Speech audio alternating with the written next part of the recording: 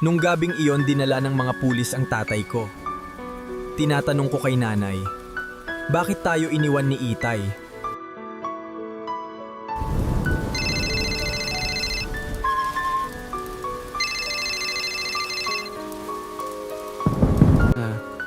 Kamag-anak po ba kayo ni Roberto?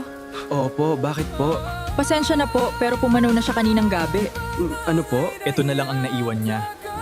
Hindi ko alam kung bakit pa ako pumunta rito. Hanggang huli, ikaw lang ang hinahanap niya.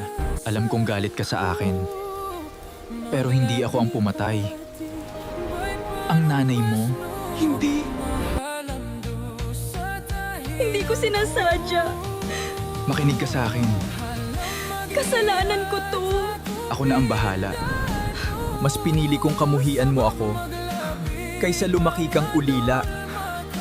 Tay, bakit mo ginawa yun? Totoo ba to? Pinrotektahan lang niya ako. 5 taon. Para sa ayo lahat ng ginawa niya. May isa pa akong lihim. Oo. Ang lalaking namatay. Oo. Siya ang tunay mong ama. Hindi. Hindi mo man ako tunay na anak. Ikaw lang ang naging tunay kong ama. Patawad, Tay.